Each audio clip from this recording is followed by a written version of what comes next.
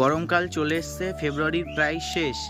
এই মুহূর্তে আমরা চাইলে কিন্তু গাছের গোড়ায় খাবার দিতে পারি। যে সমস্ত গাছে নতুন করে গ্রোথ নেব, এই সমস্ত গাছে তার ফল আসবে না আর ফল নেবও না আমরা। তো এইগুলোতে এখন গাছের গোড়ায় কিন্তু খাবার দেওয়া প্রয়োজন।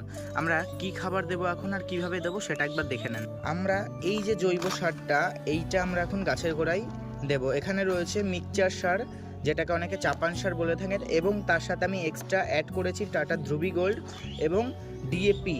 তো আমরা এই খাবারটাকে এখন গাছের গোড়ায় প্রয়োগ করব। কিভাবে করছি দেখুন।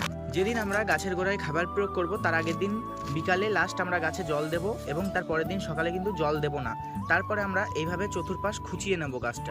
প্রতিটা গাছের গোড়া আমরা এইভাবে খুঁচিয়ে নেব, এবং তারপর এরকমভাবে প্রতিটা গাছের গোড়ায় আমরা অল্প অল্প করে খাবার দিয়ে দেব, এবং খাবার দেওয়ার পর কিন্তু আমরা পুরো গাছটাকে ভর্তি করে জল দিয়ে দেব। ব্যাস।